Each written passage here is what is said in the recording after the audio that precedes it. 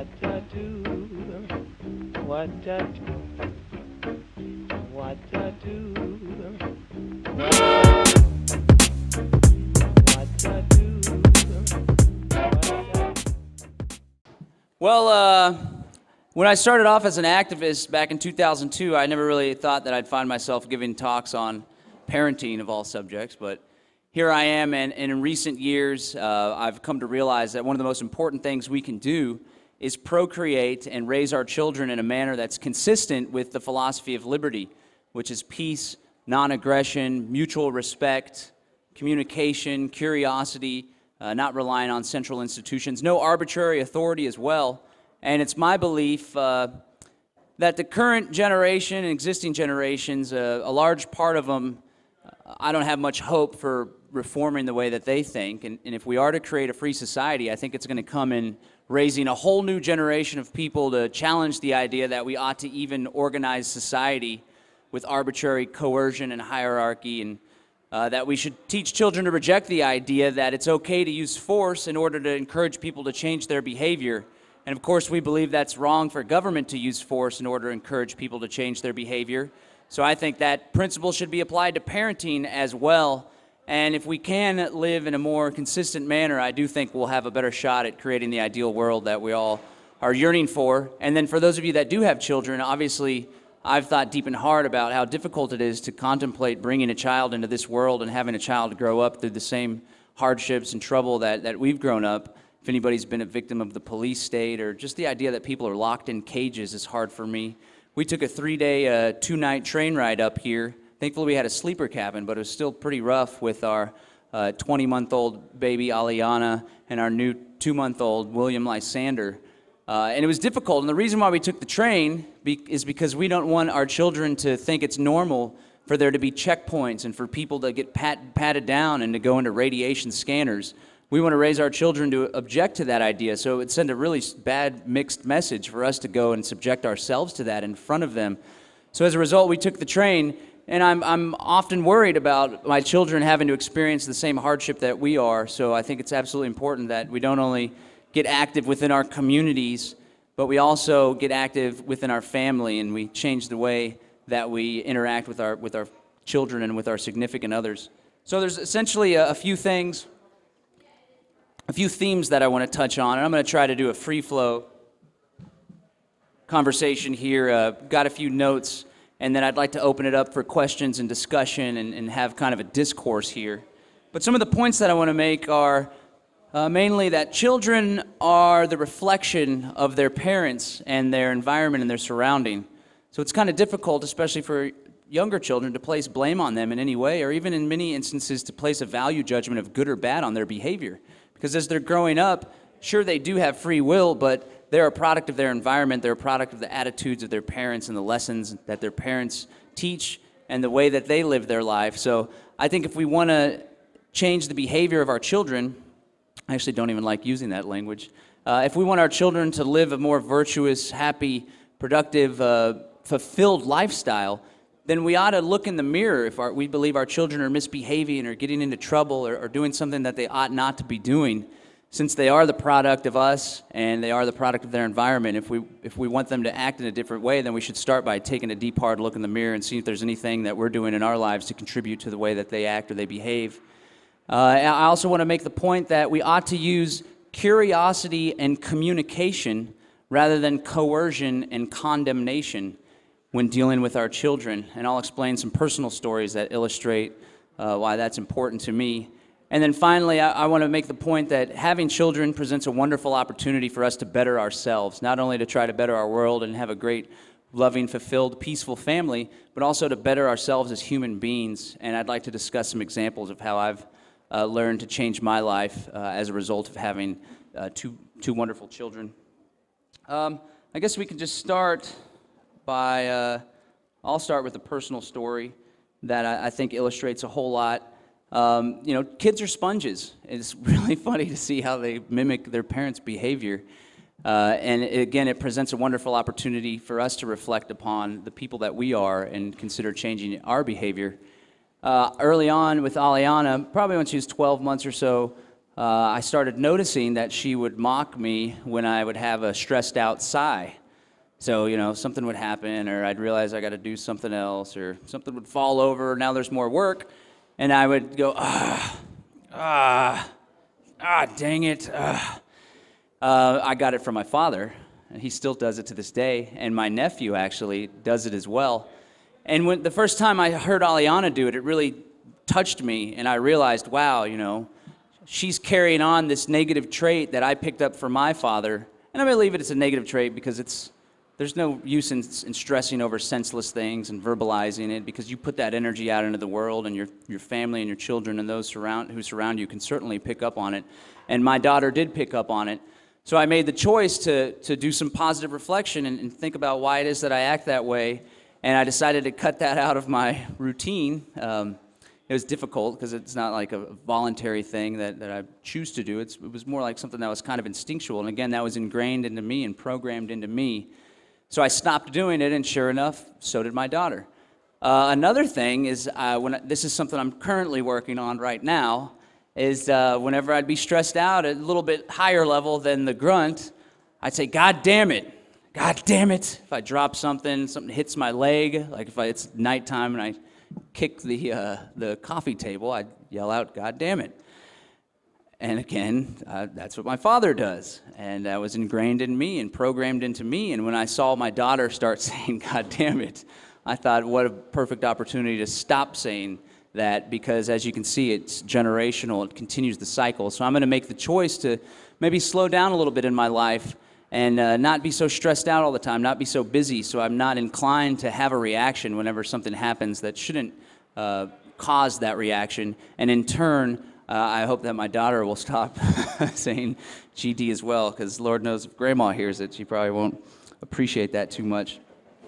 Another thing, my lovely fiance, love her to death, but sometimes she gets a little stressed out too and gets a little intense. Especially whenever we're bickering amongst ourselves. And again, our children are a direct reflection of us and the relationships that we have. And so sometimes Kat would get a little intense and kind of go off on little rants about something, whether it's about me or about something that she's upset about in her life. And when she does that, Aliana would start doing rants. A lot of it was, kind of a gibberish rant, but she would start ranting off, and we could feel the stress that she was pushing out into the world. Again, it was a direct reflection of Catherine, so we decided to slow that down as well. Sometimes when me and Catherine argue and bicker, the children will start crying. So I think it just serves to illustrate, again, our children are a direct reflection of us, and if we want our children to change their behavior or act in a different way, then it's up to us to look in the mirror and change our behavior and act in a different way. It presents us with a wonderful opportunity to change the people that we are. Another thing that's a cycle that I'm breaking, and something I want to touch on here for a little while, is the topic of spanking, which of course will naturally come up in any discussion on peaceful parenting. On the surface, for libertarians or those that want to create a free society, I hope that people would see how inconsistent it is to believe that the government ought not use force or coercion, which is the fear of the use of force, the fear of violence, in order to encourage people to change behavior. That's what happens when you pay your taxes. People do it because they're afraid of the consequences that would happen. It's what happens when a police officer comes up and tries to compel obedience. It's because they have a firearm on their side, and people in their mind think about the possibility of harm or violence being inflicted upon them, so they have a tendency to change their behavior. I think as libertarians, if we reject that idea, we ought to reject that idea with our parents, with our parenting and the relationship that we have with our children. And I threw this out to the world a year ago or so on Facebook, expecting most libertarians to say, oh yeah, we're right on board with you, but I was surprised to see, maybe I wasn't too surprised, that it sparked a big controversy. 650 comments later, there was person after person after person after person trying to justify their use of violence on their children. And I do believe spanking is using violence on your children. Most definitions will show that violence has a couple of different elements that are usually found in the definition. That's the use of force and the product, the desired end is for someone to feel harm or to be hurt, generally whenever you think of violence. And I think spanking fits that bill pretty well. So again, if we are trying to create a world where we want people to reject the idea of using coercion to change behavior, then we ought to start by rejecting the use of coercion to change behavior within our households. Another thing that I see wrong with spanking and other forms of discipline, which is a word I don't appreciate either, whether it's timeouts or rewards and punishment, which I'll talk a little bit more about later, is that it fails to point out the intrinsic problem with the child's behavior.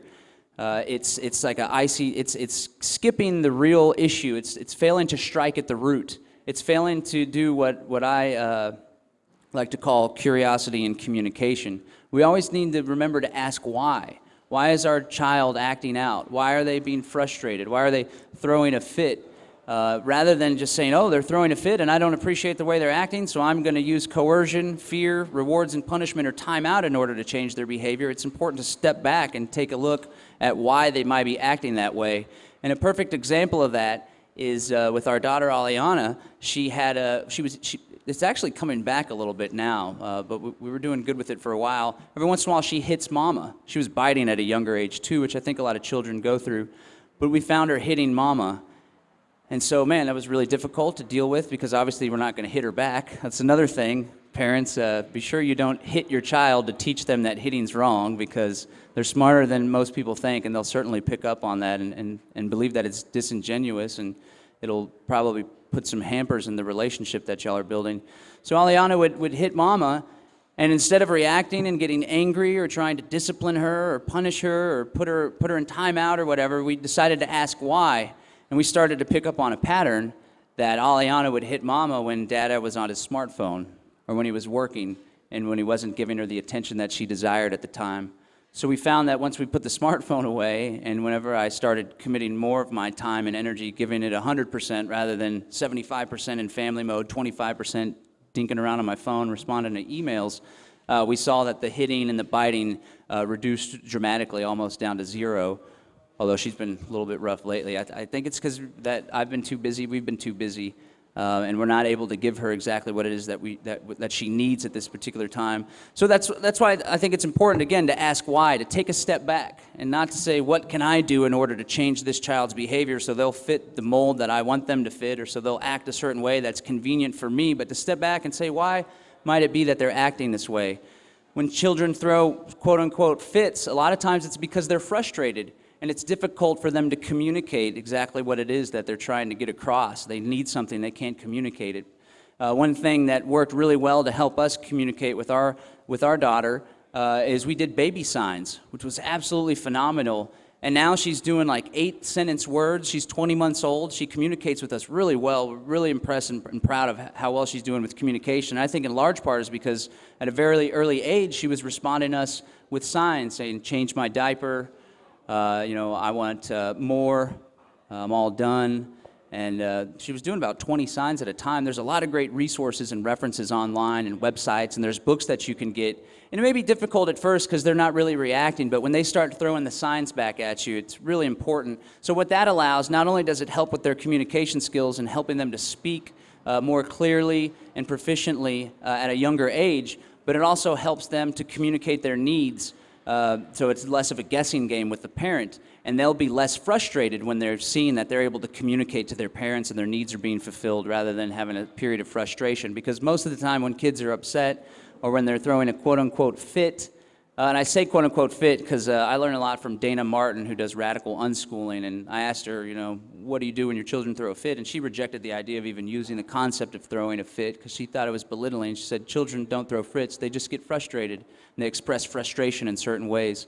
So whenever your children are expressing frustration, again, it's important to take a step back and ask why. Not say, what can I do in order to stop this fit, in order to make it easier, in order to appease the person at the table next to us, but ask, why is it that my child could be throwing this fit? Antonio found for me earlier a statistic that was actually pretty troubling, back on the topic of spanking, and that was that 90% of parents report spanking or using some sort of corporal punishment on their children when they're toddlers. That was from the University of New Hampshire, a project that they have. And I just find it really hard to believe. I can't imagine striking my child, a 20-month-old, a toddler. Some parents even hit their infants. I think at this particular age, the children are so young and so dependent on us in many ways that it's actually the responsibility of the parent to ensure that their child is in a safe environment.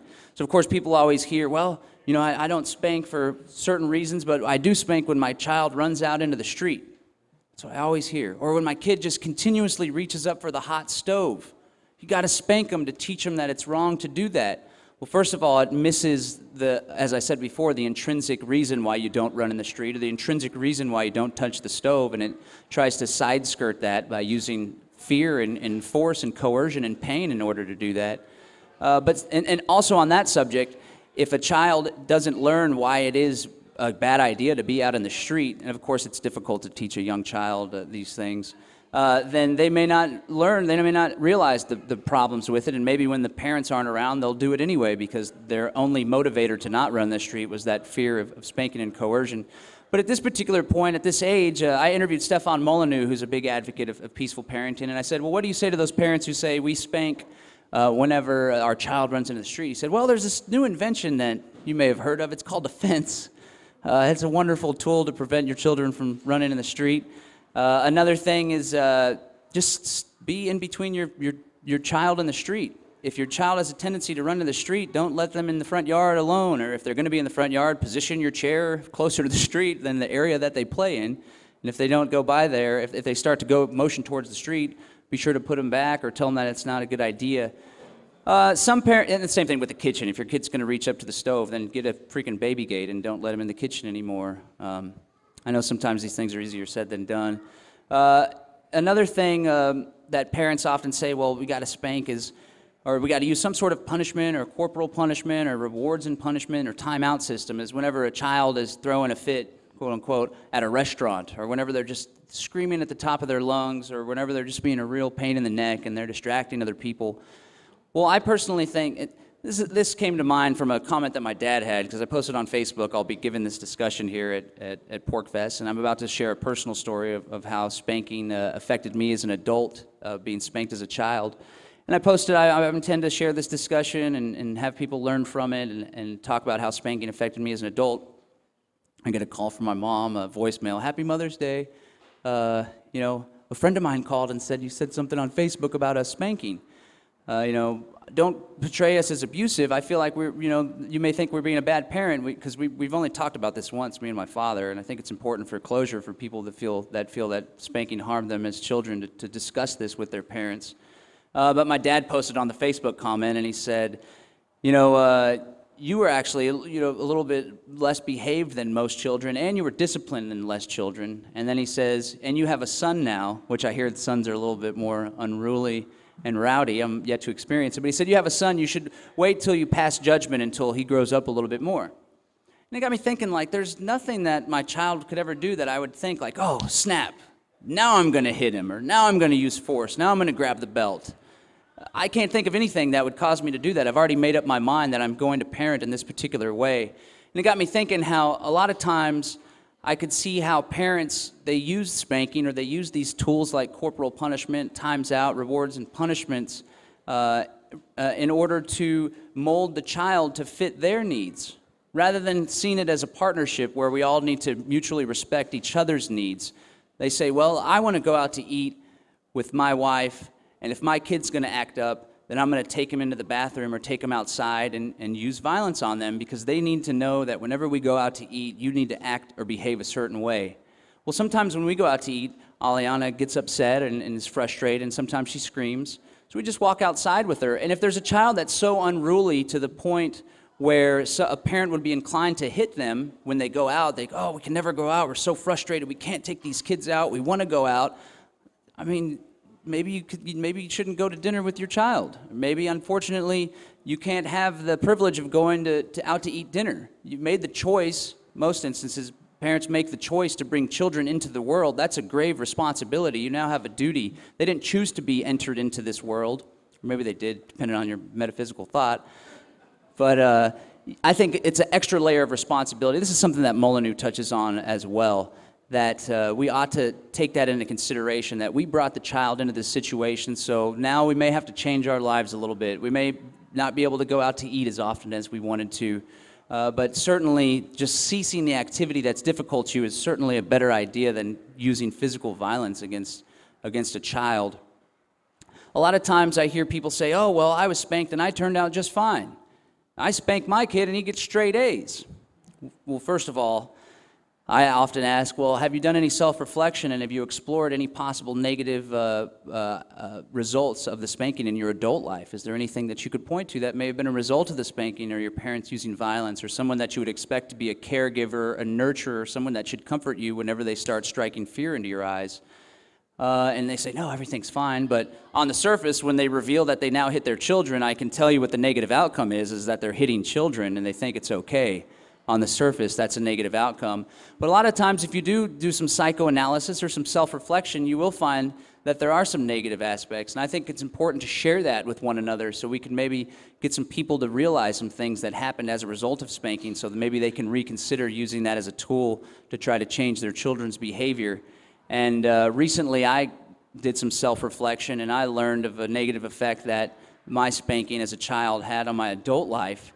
And this actually came with the help of Stefan Molyneux. We did a discourse with him, Catherine and I. Catherine and I were having some really big relationship problems, and it was based on a time when we were split up shortly, and I did something that maybe I shouldn't have done. But more importantly, I lied to Catherine about it, and I withheld the truth from her. She started having dreams about it, which is pretty wild, pretty cognitive of her. And I would always get defensive and say, why are you saying this? Why would you expect I would do something like this? And I lied to her for quite some time, and it caused a lot of difficulty in our relationship. And we had a conversation about it with Stefan Molyneux, and he starts asking about my upbringing as a child. And all of a sudden, Catherine tells him, well, he was spanked as a child. And I said, yeah, I was, and I'm open about that, but I don't see how it's relevant. So Molyneux starts asking some more questions in his typical Socratic method, and come to find out, I did some self-reflection and realized that perhaps when I was a child, namely I would get spanked as a child when I'd get in trouble at school, which was kind of a pain in the butt for being a libertarian, because I was in this public school indoctrination program that did not care for my needs as a child or my needs as a unique individual. I would act out. It wasn't challenging to me. It wasn't fun. Was more of a class clown, really. And so when I'd get in trouble in this public education coercion system, it would be taken out on me at home in the form of spanking. They were the rational, calculated spankings that I could expect. I learned to put batteries in my back pockets, actually, to lighten the blow of the belt, which actually is a good tip for you kids out there if your parents are spanking you. Essentially what was being taught to me and programmed in my mind, which shaped my being as an adult, was that I began to skirt personal responsibility. Let's say I did do some things that were disrespectful, wrong, I got in trouble at public school. Rather than coming home and saying, yeah, you know what, I did that, I was acting out, I was misbehaving, I would always say, no, it's the teacher's fault, she just has it out for me, or it was so-and-so's fault. I would skirt personal responsibility because I came to expect physical violence to be brought upon my person should I admit to it, or even when I didn't admit to it. And that shaped me as a human being. I believe it caused me to fear the acceptance of personal responsibility, which is one of the reasons why I lied to Catherine for so long about what I had done. Because I was afraid of accepting personal responsibility, because accepting personal responsibility was associated with physical violence being inflicted upon me. And when I realized that, it really was a game changer for me in my life, and really appreciate having that conversation with Catherine and with Stefan. And I think it's a valuable lesson for people who are spanking, who think that it didn't have any negative effects. Sometimes it's a little more difficult to see. You have to get a little bit beneath the surface in order to realize the negative effects. So I like to share that story. It's yet another reason why I think spanking is a bad idea. And for people that are trying to have discourse, I think we all ought to talk to our peers and people within our community and our family, and talk to them about spanking and let them know you may think that it's doing wonders now, which it doesn't even do wonders, because I continue to get in trouble in school.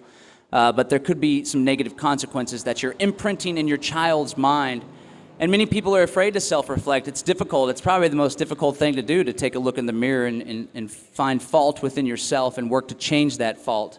But I think if we do that, we'll all be better off, and we can learn more about ourselves and about our children and the way that we raise our children.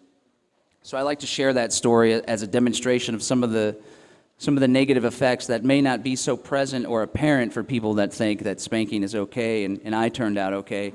And again, it's a continuous cycle. So many children that were spanked end up spanking their kids, and it just continues on. And I think it's time that we could move beyond that as a community to start with, as a liberty community, but as a society as a whole. We should reject that notion that it's okay to use force and it's okay to use coercion in order to change people's behaviors, because there's a lot of side effects that go on top. And I just want to hit again one more time, it fails to recognize the intrinsic problem or the intrinsic reason why a child is acting in a certain way. Had my parents had the foresight to say, oh, well, maybe he's acting up all the time in public school because public school isn't a good medium of education for him. Maybe we should consider Montessori school or homeschooling or some sort of alternative education. Stick around for a discussion from Antonio Beeler on that front directly after I talk. Again, asking why, being curious. Why is it that my child is behaving in a certain way? Is there anything that I can do in order to change my behavior or change the environment that he's in order to help with the situation? Just a quick talk on rewards and punishments. I read this great book by this guy named Alfie Kohn, Kohnalfie. It's called Unconditional Love. And it talks about some of the negative aspects of using timeout and using a rewards and punishment system. And for me, the biggest part of it is, again, it fails to strike the root of a problem as to why a child is acting in a certain way, and it just tries to cement and try to cover things up by using these tools. I think it's arbitrary as well, the timeout. It's a lot like incarceration, putting a child in another room to be alone, when in reality, maybe the reason they're acting up is because they need more of their parents' attention, or they need more of A, B, or C. The rewards and punishment is a very similar concept. When you reward a child, these are less controversial, and I think that they would be preferable to using physical violence, but I still think they fail to strike the root and fail to look at the root cause of why children act a certain way in order to help fulfill their needs. It's all like a big, like your Sherlock Holmes with it. When they can't communicate, you got to figure out what it is about why they're acting the way that they are. And I think rewards and punishment creates confusion in the minds of the child. It fails to strike the root, and I think it really just helps to, one of the reasons why I think it happens so much is because children are trying to have the child molded to fit their needs rather than have a partnership reality and relationship. It seems like a simple solution. Obviously, hey, stop doing A, B, or C and you'll get a sucker, or stop doing A, B, or C and we'll get ice cream after this. It doesn't ask why. It fails to strike the root at what's really going on. I think that's real important. So some advice that I could give on some of the things that we do when a child is acting out and engaging in behavior that the parent finds objectionable. I'm pretty laissez-faire, and if the kid wants to scream or if the kid wants to run around and go crazy, I'm all about it, as long as they're not in an environment where they're going to hurt themselves. Those are pretty much the only two concepts, rules that we have. I don't really want to call them rules, but we want to live in a way that our children aren't able to hurt themselves. And I think there should be a certain level of respect for other people. So, for example, if we're at home and Aliana's screaming her head off, whatever. We tend to say, if you want to scream, if you want to be upset, come on, let's go be upset in your bedroom. And sometimes we even act it out. Or we'll go to our bedroom when we're genuinely upset. Let's go. We can be upset in our bedroom. It's our private space. We can do what we want in there. We can be upset. So we go into the bedroom and we scream and yell with them. And I think that's a good tool. So if you have people over, or if they're at a restaurant, for example, I normally just let the child scream. It's no big deal. But if you're at a restaurant and someone else is there trying to enjoy themselves, of course, you want to have a certain level of respect for the other restaurant goers. And that's when you could just, come on, let's go outside. Let's scream outside. I understand you're upset. I'd like to find out what you're upset about. Let's go talk about it outside. And so when a child is upset, rather than putting them in timeout or instituting a rewards and punishment system, or God forbid, spanking them or striking them in any way, I think it's important to get back to the root, to ask why, to get down on their level. Give them a hug. Let them know that you're here for them, that you love them, that you want to figure out what it is that's bothering them. Ask if there's anything that we need to talk about. Is there anything that we need to discuss? If the child is at an age where they can't yet communicate verbally, then just give them a hug. Spend some time with them. Probably 9 times out of 10, they just want mommy and daddy's attention. I think it's important to give it to them. Which brings me to one more point that I'm going to hit on, and then I'll wrap up and we can open up a conversation and discussion. I'd love to hear you guys' thoughts, your ideas. We can all work on solutions and stuff together.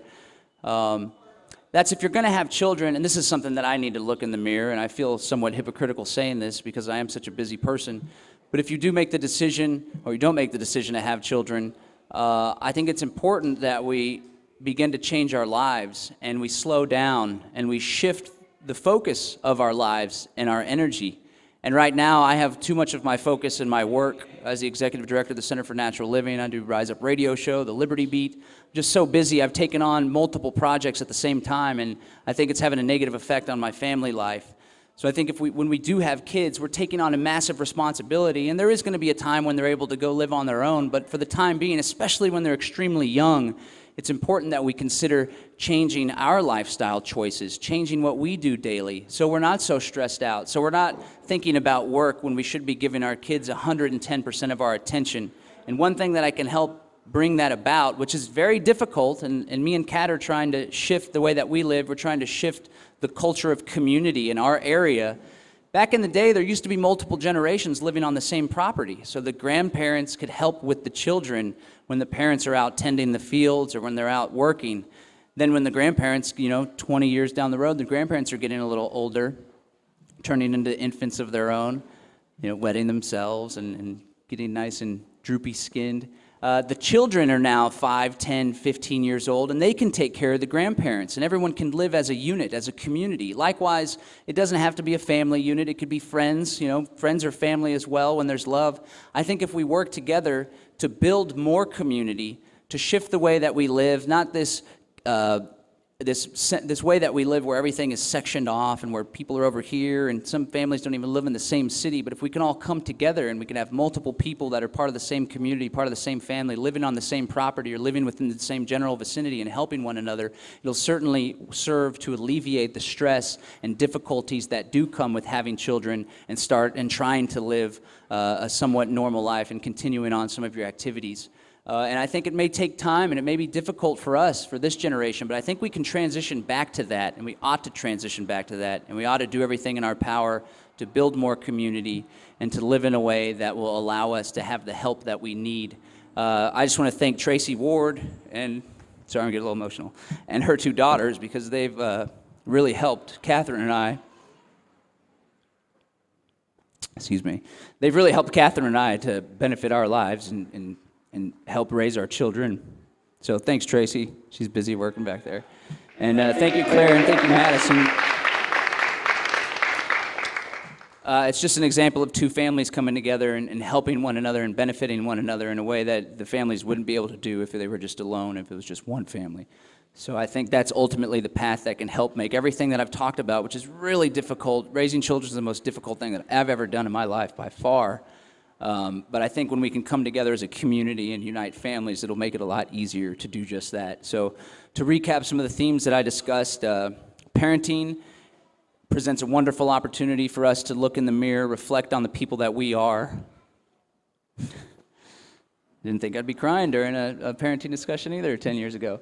To reflect on the people that we are and to realize that our children are the products of us and our environments. And if there's anything about our children that we may not appreciate, don't take it out on them. Take a look in the mirror, ask why, and use community, let's add community. Use curiosity, communication, and community instead of coercion and condemnation. And I think it'll benefit us all as a whole, as a society, and it'll make sure that we're living a life that's more loving and more fulfilling for our families. So that's the core of my discussion today. Thank you. Antonio's going to hand out these flyers here. We're putting together a reality-based program called Sovereign Living. There's going to be 12 episodes, and it's going to follow Catherine, myself, Aliana, and William in our quest to lead a more self-sufficient, natural, and voluntary life. Some of the topics that will be discussed are alternative education and peaceful parenting, partnership parenting. We're going to be doing a screening on Thursday at 3 p.m. There'll be a tidbit of episode 3, which covers Catherine and I's second natural home birth.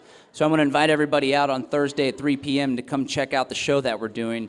It covers essentially our life and the stuff that we're doing and much of the stuff that I talked about, and it puts it in a fun, entertaining, educational, and hopefully inspirational manner so people can watch and see that while it is difficult, we can change the way that we live and we can better ourselves, our families, and in turn create a more peaceful, voluntary world. So I don't know if these microphones are on, but we can open up the floor for discussion if anybody has any questions, comments, or any advice that they want to share with the crowd, or any problems that they're experiencing within their families or anything like that that they want to talk about. Anybody? Hi. How are you? Yeah, my name is Juan. There's a few people that in Toronto, we have a small community. Oh, sorry. We have a small community, and we there's this peaceful. See what it was called, Global Peaceful March going on in about September. There's a Facebook meetup sort of thing going on. And we want to go to this thing and try to spread peaceful parenting ideas, right? So we're probably going to get pamphlets going on and try to talk to people, which is really exciting and nerve-wracking. And I was wondering what you think, what your approach would be. I don't know if you talked about this already, so I'm sorry if I'm like making you repeat yourself because I got here a bit late. But what would be your approach in sort of trying to sell this idea to people that are, should be interested in peace, right? Mm-hmm. And might be a pretty safe environment to explore this thing, because how are they going to sort of be like, no, spanking is correct, right? In that kind of environment. So I'm curious what you think about that and how to approach that challenge. So it's a peace rally, global peace, like anti-war, or just peace in general? Let me try to read you the name. I'm not sure exactly what they're going to be discussing, but it should be, it's more a political kind of like no war type thing. That's what I'm thinking it is. Well, if their goal is peace in the world and peace in society, I would try to demonstrate the inconsistency and the hypocrisy of not leading a peaceful household. One of the things that I like to do in my activism in all different forms, whether I'm convincing someone that we ought to be peaceful parents or whether I'm convincing someone that we ought to reject the use of government for anything and trying to turn people onto anarchism, is to create cognitive dissonance in their minds so they kind of have a short circuit, and just to get them to point out the inconsistency in advocating for a peaceful world while simultaneously living a violent life and not having a peaceful household. So I'd start with that overall concept maybe, and then have it say like, if we want to create a peaceful world, what better place to start than in our own households? Point out the inconsistency and the hypocrisy of advocating for peace while simultaneously living an unpeaceful life. And then maybe touch on a couple subjects. I like to do things in threes. Hit up a couple points about spanking and why you and your crew maybe find the strongest, hardest hitting, pun intended, points on why spanking is bad. I would start with the negative consequences. It fails to strike the root of the problem. It just uses arbitrary authority. You could also point to rejecting the use of coercion to change people's behavior in society. Shouldn't use that for our children. And just have a conversation. Most importantly, humble yourselves. Don't come at it like what you're doing is wrong. You should be ashamed of yourself. We're doing the right things. What we're doing is right, because people instantly put up a defense mechanism. Let people save face. Talk about it. Maybe if you were spanked, or if you've had experience with spanking, say, I've felt the urge to do something like that in my life, but I've stopped.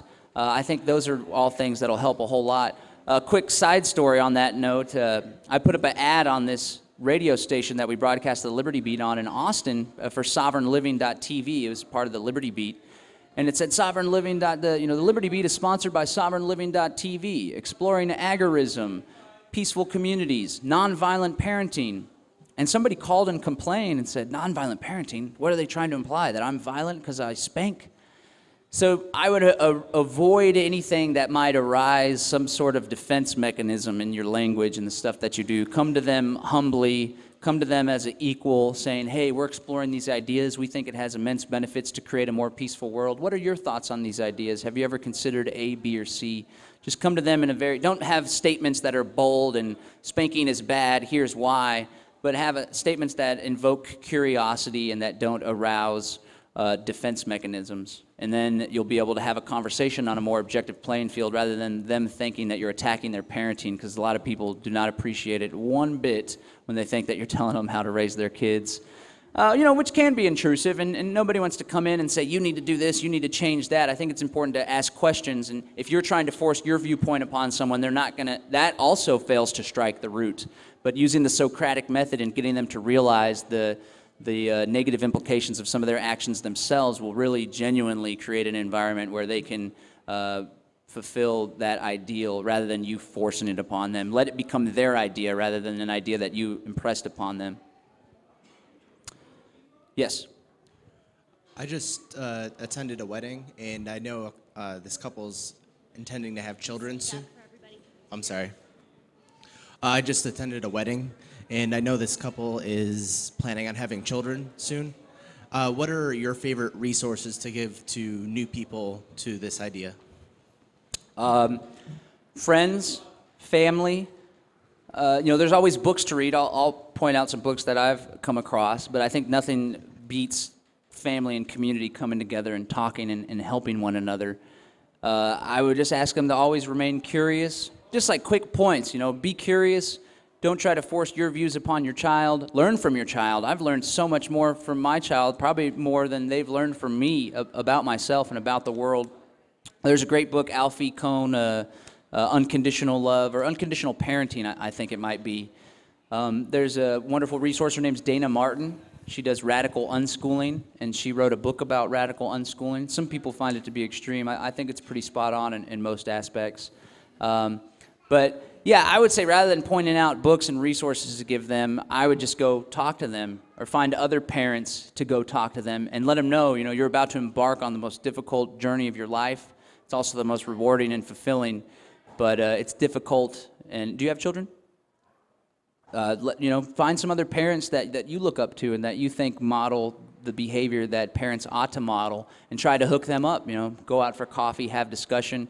Just try to create an environment. The best thing you could do is always be there for them. Go hang out with them. If they seem like they're getting a little overwhelmed, come over and say, maybe I could look after the kids for a while. Just be a resource to help them out. I think on a human-to-human level is what I would advise.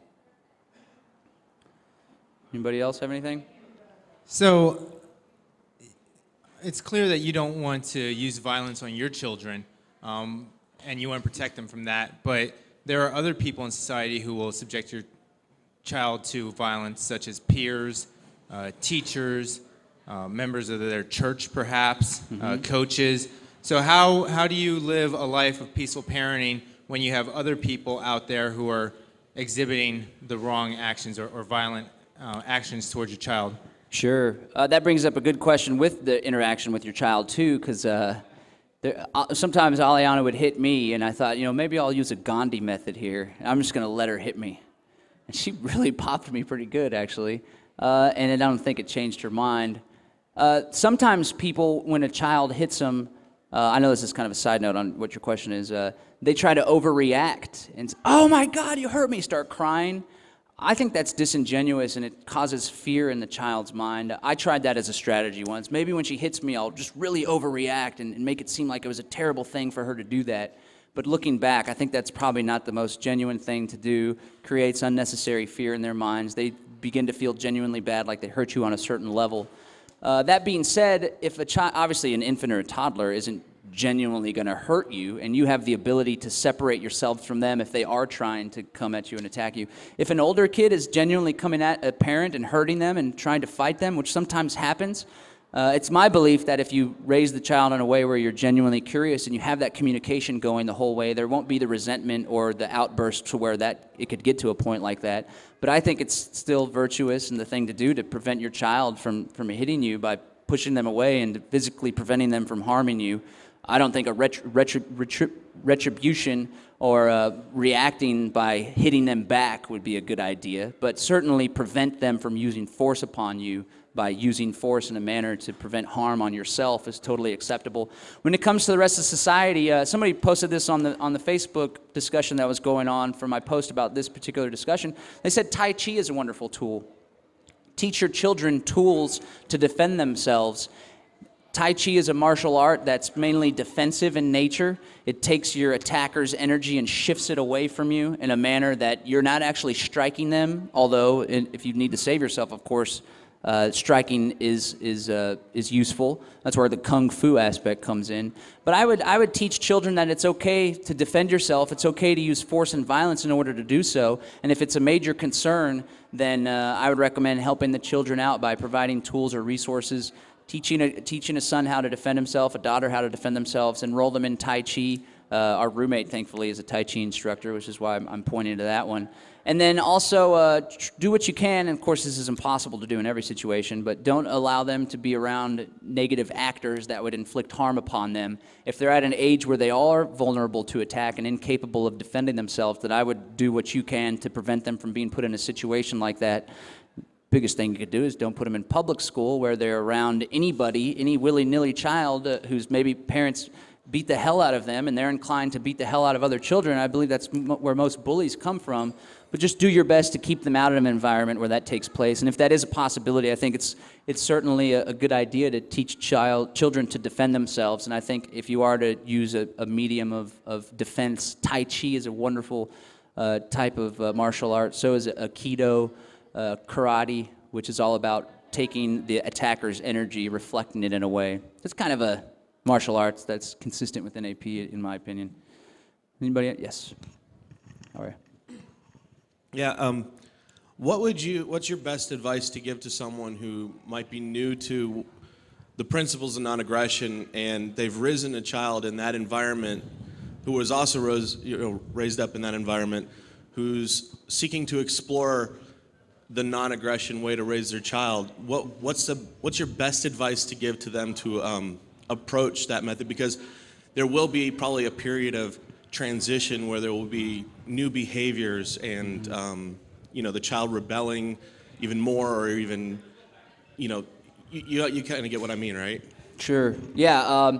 There's a lot about deprogramming in a sense, which is why I'm really excited about the opportunity to raise children 100% from the get-go without ever thinking that the idea to use force is a good idea. Make sure they understand the value in what it is that they're doing. It may be difficult, and there may be a transition phase, which is hard on the parent and the child, but in the long run, it's going to benefit everyone immensely.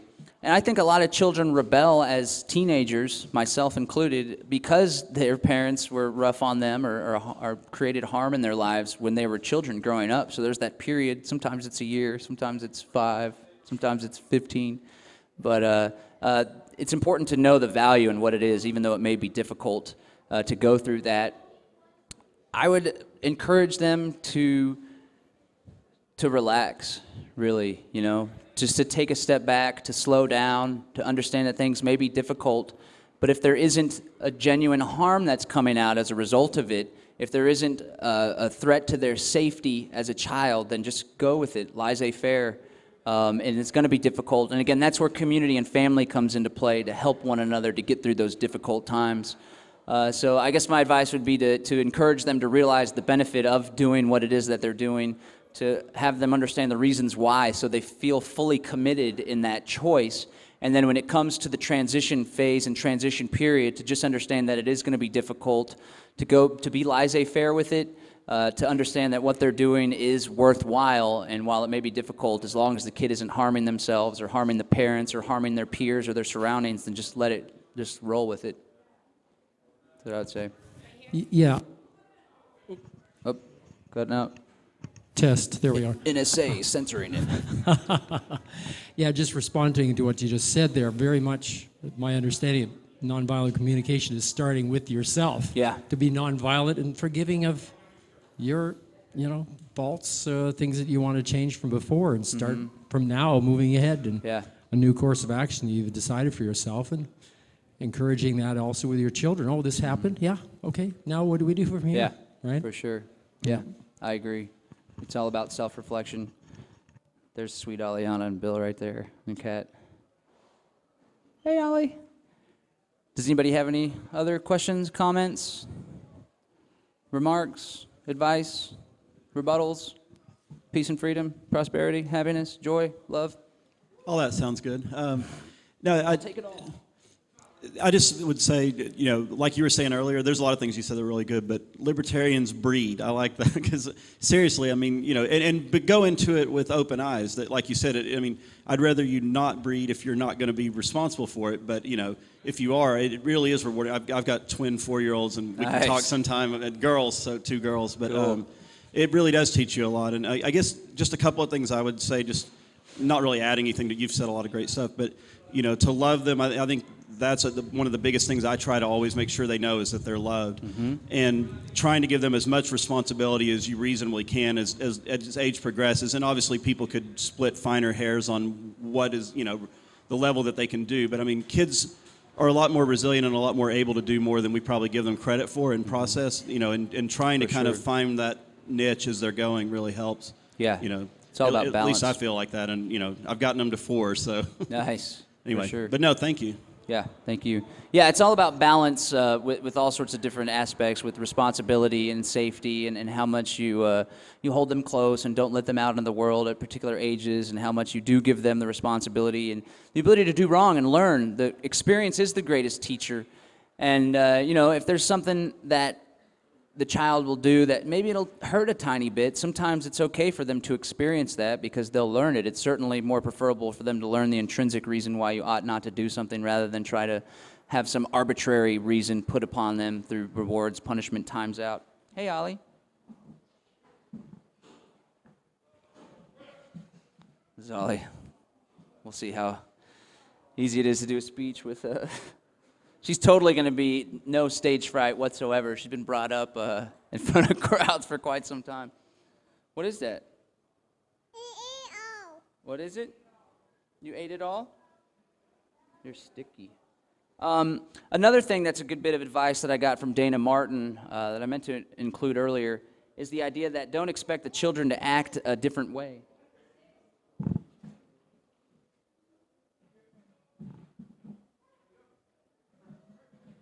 Don't expect the children to act above their age. You know, sometimes we say, oh, you're a big girl if you do A, B, or C. Well, I think the children are at the age that they're at, and we can't expect them not to do something.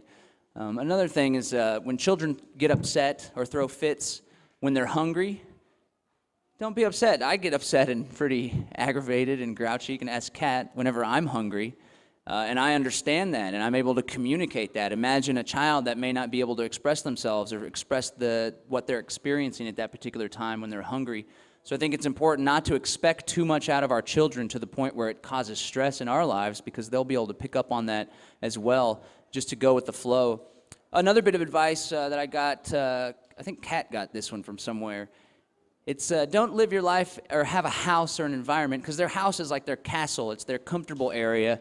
Don't have your house be like a museum where, oh, don't touch that. Don't pick that up. That'll break. If there's something that's so valuable to you that your child could break, then put it out of their reach. Again, when our children are especially young, we have the ability to control so many things, whether it's them running into the street, them touching the stove, or them breaking the vase that you have on your mantle. Like, just move it out of their reach. It's so important for children to be able to experience things and touch things and feel things and explore things and get into things and, you know, knock stuff over and experience that type of stuff. So I think it's just all about not being stressed out and just relaxing. And the difficulty that I'm having, to go back to the self-reflection, is I have such a workload on my shoulders right now that I often find myself thinking about it when I ought to be giving 100% of my attention to my children. So I'm resolving to reduce my workload.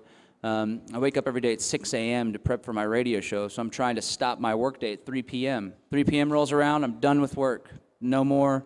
Your email, I'll respond to it tomorrow. It can wait. It's not as important as having a happy, fulfilled life, and that's something that I'm struggling with because I'm such a workaholic, but I certainly value my family's happiness more than I do my job or what it is that I do in life. So that's something that I'm personally working on, and I think it'll immensely help and benefit with my stress level, but also the children picking up on that, for me to just let go and to devote 110% whenever it's time to relax and hang out.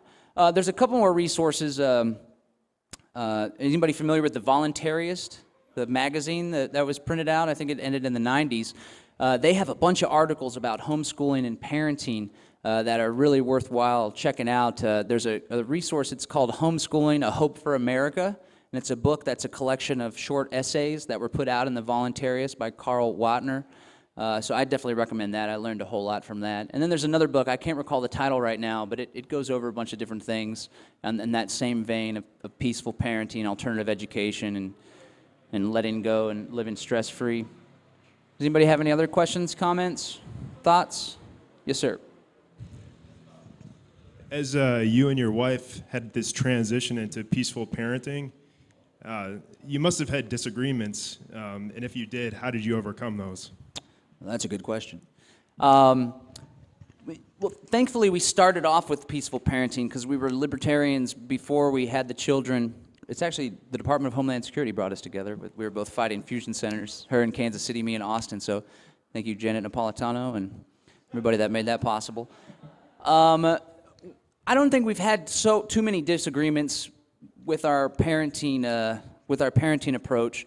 We both try our best to let our guard down and just have open communication, and not to be too strict in our positions. To understand that we are imperfect. We don't even have a 2-year-old yet. We don't exactly know what we're doing. We're doing it though.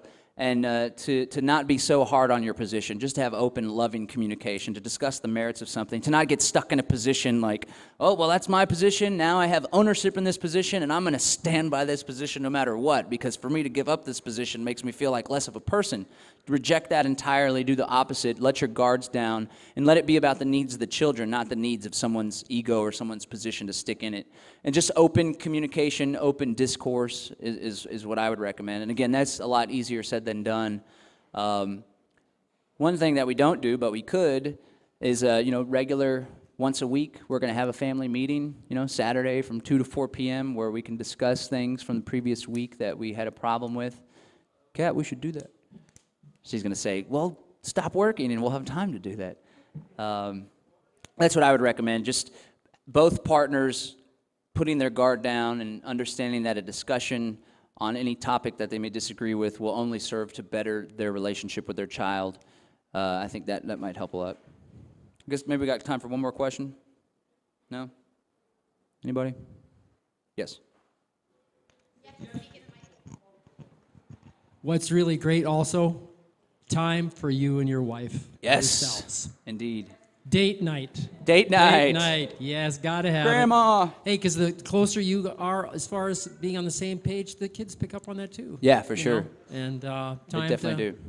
focus on that relationship. That's Yeah. the environment that holds all of it together. Without a doubt, for Yep. sure. All right, thank you. I want to encourage everybody to go to the Sovereign Living screening on Thursday at 3 p.m. I think you'll really appreciate the work that we've done with this project. SovereignLiving.tv is the website. It's going to be a 12-episode reality-based program exploring a lot of the ideas that we talked about today. And you'll get to have an intimate look at the birth of our second child, a natural home birth. And definitely please come out Thursday at 3 p.m. For more information on the nonprofit that I'm the executive director of and co-founder of, it's called the Center for Natural Living. The mission is to demonstrate the value of voluntary cooperation and natural living in the areas of sustainability, family, and health by creating educational media and helping families to fulfill their basic needs. The website is centerfornaturalliving.org. So thank you, everybody, for taking part in the discussion. Appreciate it.